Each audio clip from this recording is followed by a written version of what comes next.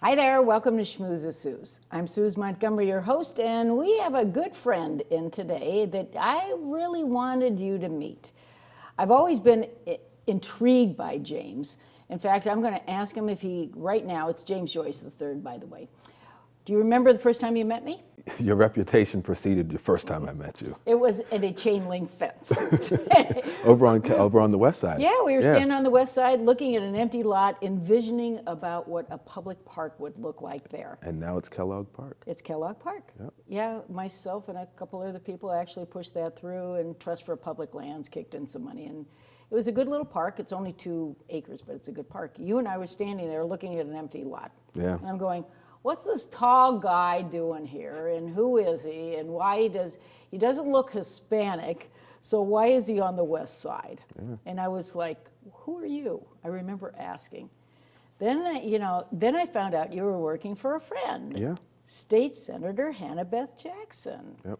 How long have you worked for her? Since the end of 2012. So she was elected in November 2012, and so I've been with her since, I think it was December. Might have been December of 2012, and she's been in the Senate ever since, terms out this December. I'm just going to read you this first piece that I snagged off your website.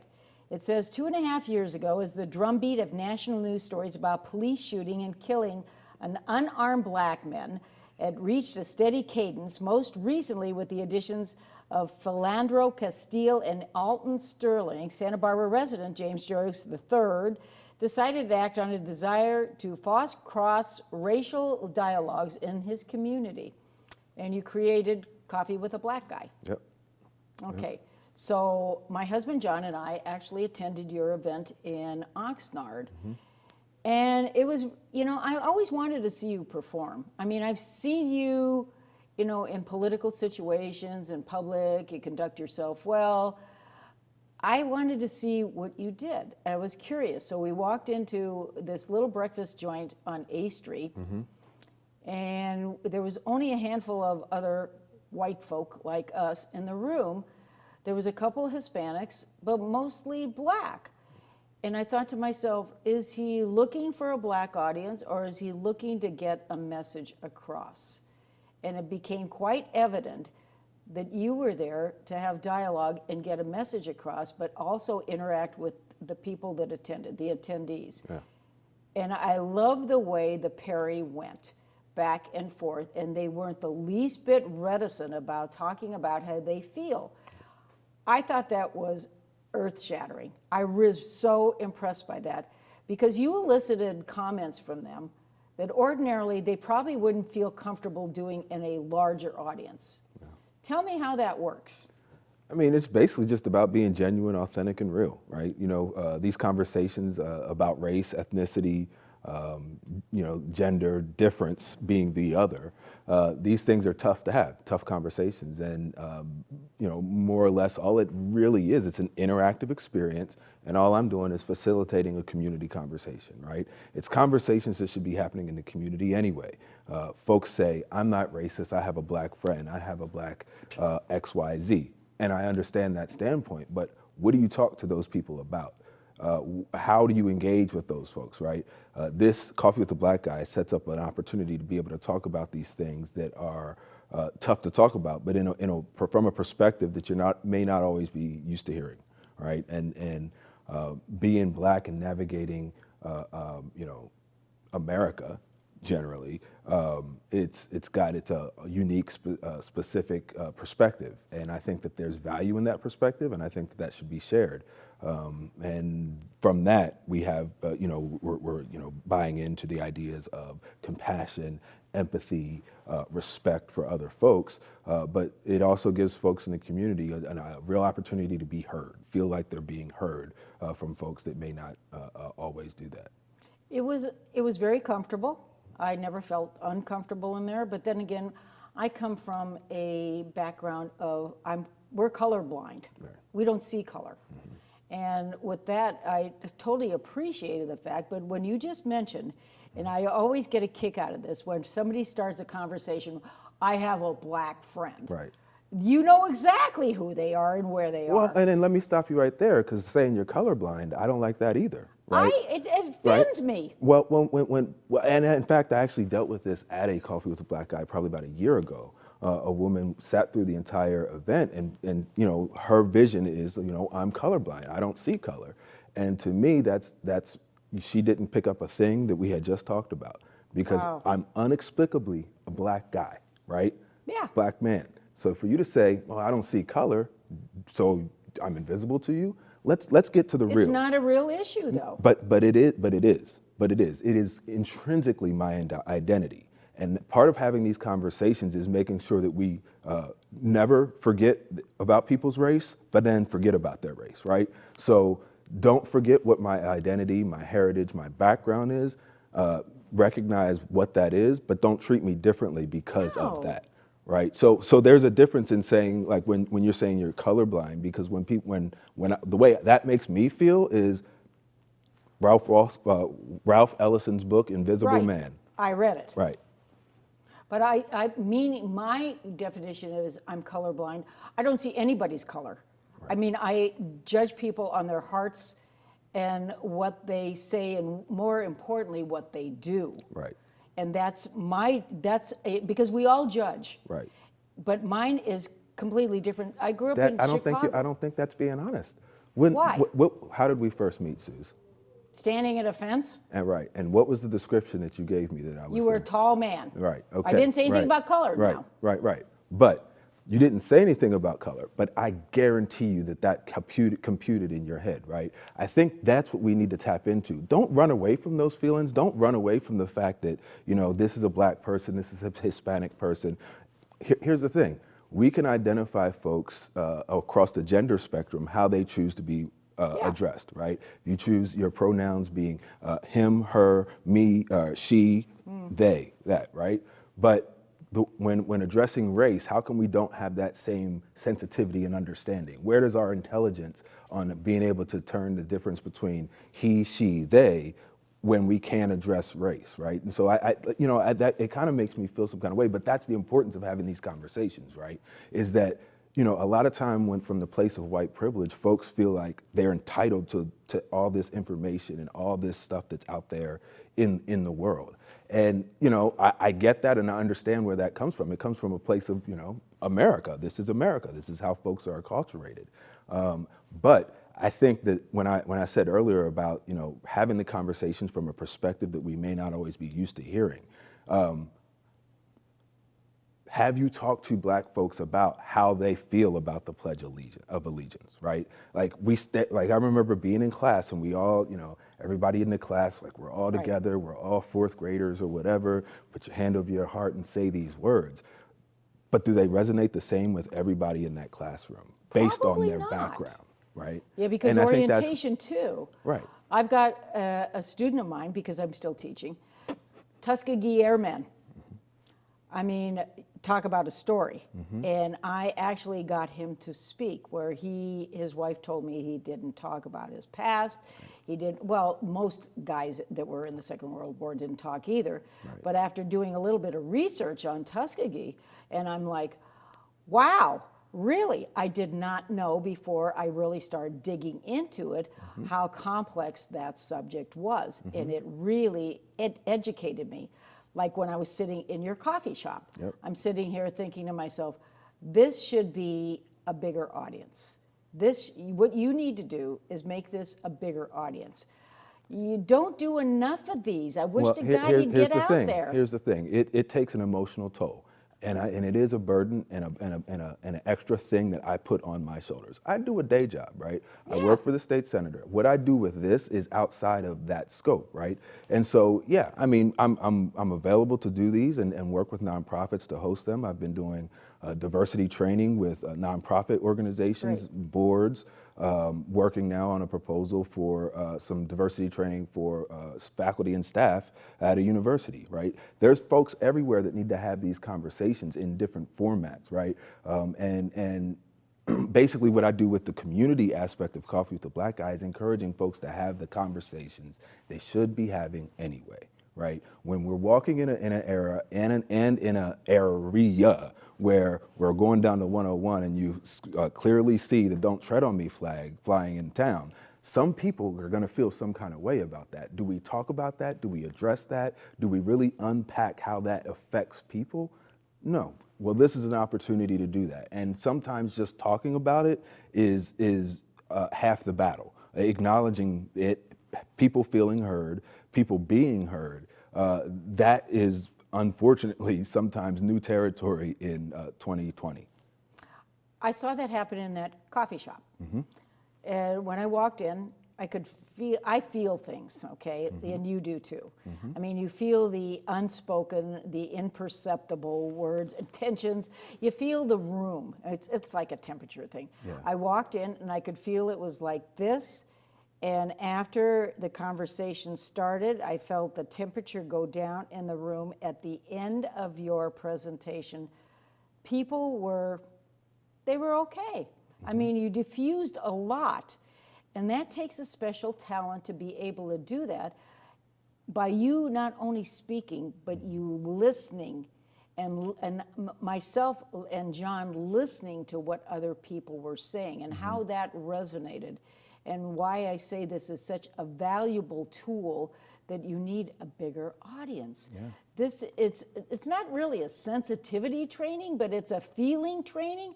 We all are born with feelings, but how do you feel? I absolutely don't want to put training on it as much because you know what? Yeah, people feel like they're running away then from that. Then you feel like you're labeled. Yeah, it's and just then your a conversation. hackles go up. It's just a conversation. Like, these are conversations that, interracial families with multiple races in their Yeah, we have background, these are conversations that should be happening naturally at the dinner table, right? A lot of times they're not. A lot of things are taken for granted when we have areas of familiarity and things like that with family. But when we're in our community and you have a diverse, you look out in the sea of folks that are in the community and there's diversity there. How do we embrace that, right? Do we embrace diversity by it just being there? Or do we embrace diversity by engaging those folks that are there, making them feel as if we are all part of the family at the table, right? And I think what these conversations do is really kind of bring folks together. Yes, it is a lot of self-selectedness from the community, folks who say, I'm gonna go to an event that's called Coffee with the Black Guy. The guy flying the "Don't Tread on Me" flag probably is not gonna be he's not gonna be compelled attracted to go to that. But just the same, those conversations can be just as easy. Right, and they can be just as engaging. You show me a man in a Klan costume, and yes, it's a costume, not a uniform. But it put somebody in front of me in a Klan costume, and I can find common ground. They love their mother, they love their kid, Sure. that dog, something like that, and just build from there. Meet people where they are, take them where they deserve to be. This is so idealistic, but it's realistic if you can get this thing going. And I think by watching what you did in that very small little area and accomplished it in a couple of hours, it's doable. Yeah. Well, and the vision for this isn't not just to be predicated on me, right? It's to scale it up and give other Black men in other communities across the country an opportunity to do the same, right? And be able to with a Black male that's rooted in his community of, say, Marion, Indiana, some place in central Indiana, and that person is connected to various things within the community. It makes more sense for somebody who's based in that community to convene the kind of conversation like this. And it doesn't take rocket science. I mean, you go on the webpage and the blueprint of how to have these conversations is there. As far if folks want to duplicate that and host them in their own community. But it's really, like you pointed out, it's really about just listening to folks and having that interactive experience that we often in today's technological age forget how to do. This whole interpersonal divide that we have based on we're texting, we're emailing, but are we talking and lost feeling? conversation. You just said you walk into a room and you can feel it. Like that's a lost skill because we're this so much. It's right? palatable. You can feel that yourself. Oh, yeah. Because we're totally tuned into it. But I think you're absolutely right. And when I look at subsequent generations, Gen Xers or whoever it may be, millennials, they are so into by sitting here with texting or with using their phones all the time. I think they've lost, and my students who are 85 to 105 years old, that's the age of my students, that's the beauty of why I love my job, because I have real feelings every single day on the surface. You don't even have to scratch to find them. Right. They will tell you, because they are of a certain age. Yes, maybe they've lost their filters, but you know what? I encourage them to lose their filters and to speak openly. Right. And they are confident in their feelings, and that's the important thing to me, is the feelings aspect. I mean, you can intellectually talk about this all day long, but when you get right back down to the bottom, which is the feeling stuff, that's the stuff that kids, when you're a child, it's feelings first. I mean, I don't feel like I want to go there, whatever it is. That's base, and that's exactly where we start. So do we need to change the conversation to include or embrace more by doing more of what you're doing? I think you're onto something really big. Yeah. No, I mean, and I don't doubt that, and I felt that, it's been almost 3.5 years now that it's been holding these conversations kind of ad hoc in the community as things come up, gauging the temperature of things, and planning works out where I can host them. But it's an amazing thing when you can see real community building happening, right? And this is real community building. That we've heard the phrase about community organizing since Obama and all that kind of stuff, and it's kind of been taken a little bit out of context, but it's really just about just sitting down and being real. And how many opportunities do we have to do that, right? It's about creating not necessarily a safe space, but a comfortable space where we can make mistakes. These conversations are, again, they're not easy. You need to go into them with the expectation that I'm not going to say everything perfectly. Then there's the argument about intent versus impact, right? So when someone is talking about racial issues, as long as their intent is coming from the heart, we can get through what the impact was on the receiver, right? We can talk through those issues. Much more difficult to do in a screen when you're texting. Well, you can't, because there's nothing going on there. The way your president likes to communicate with folks. That's something, and I mentioned to you before we started taping, I've been listening to the hearings on the impeachment all day here. I mean, this is like self-flagellation, right? I'm screaming in my car, of course. And I'm the counsel. You should hear me. This is really great in my car. But I'm going through this whole thing in my car, and I'm sitting there, and then I get out of my car, and I go, why am I doing this to myself? Because I am so passionate about how I feel about America today. When we watch these news shows, and I watch the disrespect and the lies and everything that goes with it, the polarization of America in my lifetime, and believe me, I went through Watergate and I went through all that other crap. This is the worst I've ever felt. So how do you deal with this? To me, it's a great opportunity. You said this for conversations, right? In my view, the way America feels right now, since 2016, since Trump has been here, woe is me, the sky is falling. That's Black America for our entire existence in America. So you don't know anything different. Right, and so who better to teach America to go through this process? Bingo. Right, so we're doing it. You answered exactly what I wanted you to say. Yeah. Because this is the thing that can unite, not divide. Right. This is the thing that can teach and educate, not sit back and worry and scream. Well, like I point out at most of the conversations I have in the context of relevance, right? Correct. We're looking at Russian hacking in the 2016 election, right? And it's going to happen again. Russians, they did this. They didn't do anything wrong but exploit the natural problem that we have yet to address as America. They exploited our division.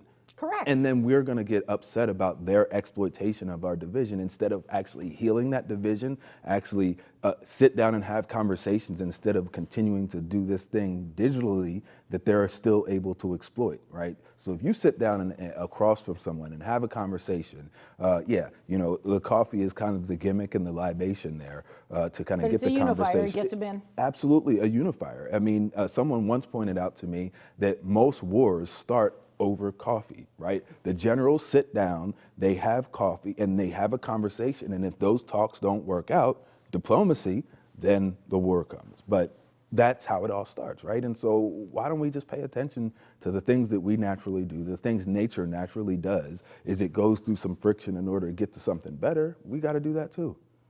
I really see where this can be a unifier, and I mean, you're right, it exposed the ugly underbelly of America when this all happened with the election of Trump.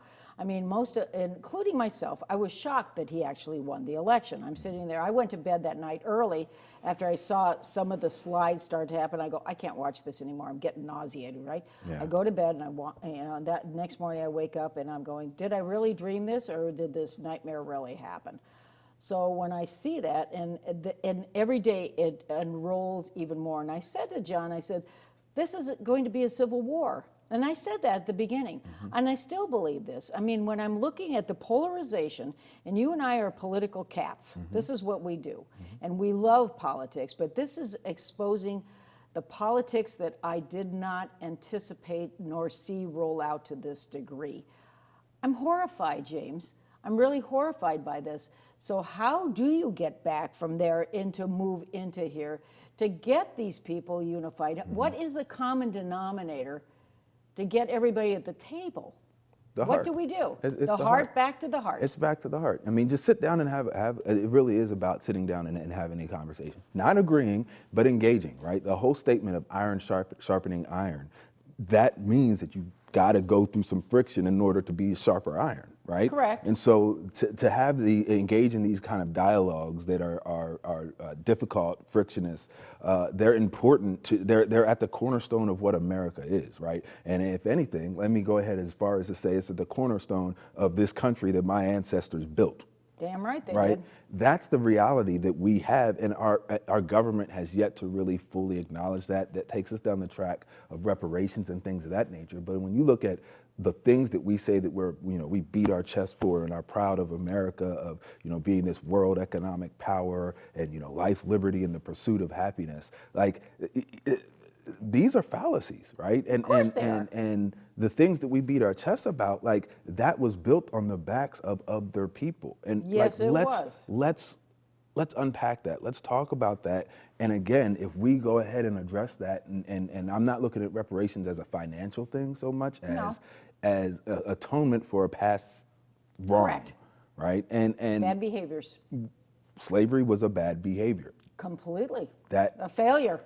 No, slavery was extremely successful. In what sense? And in the capitalistic sense, where capitalism. where it created us as a world economic power, because nowhere else could you get an economy based on commodities that are created from free labor, right? So cotton became this big thing to be traded internationally, and that product was produced from free labor. And so let's think about, okay, so had we gone back and paid the slaves minimum wage, whatever that would have been then, pennies on the dollar at this point, but if we'd have paid slaves minimum wage for the work they did in order to get us to where we were once it was abolished in 1865, how much would that have cost?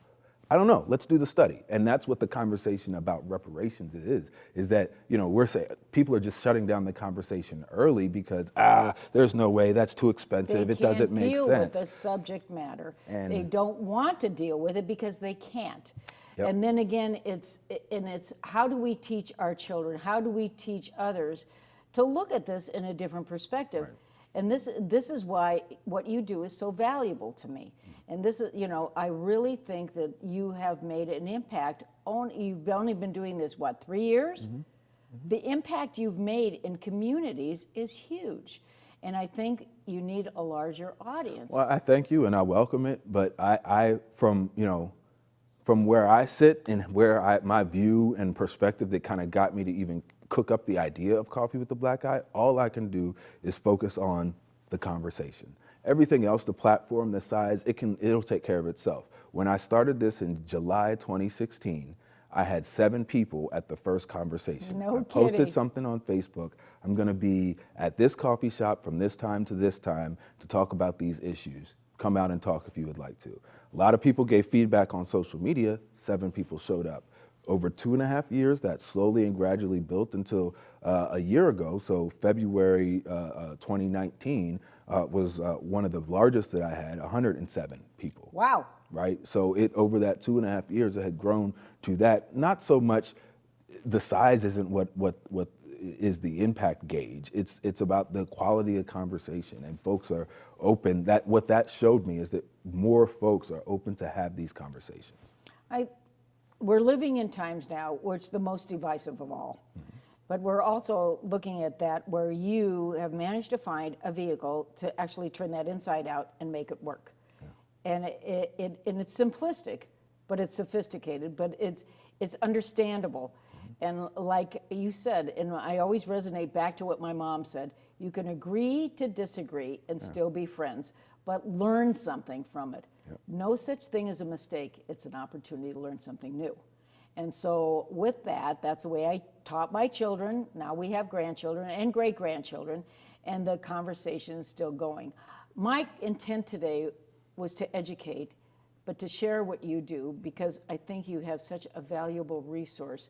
Is it possible that we can somehow put on the screen your contact information? Absolutely. So are you open to doing other coffees? And I am, but I'm going to point out, you heard the whole conversation earlier. I'm Yes. not doing this stuff for free. No. First 2 years. No, you have to charge for this. It's your time. And I don't say that, from a place of like trying to get money, No, but it's it's not. like over 2 years having this conversation, it built I'm like, well, this is valuable. People, Damn right there it is. there is, people seek value in this, and it had seemed so commonplace to me because my friends would call me and ask these questions all the time, but other folks aren't having these conversations, so it just seemed to just make sense. It was a natural. I think thing. you've got a perfect platform.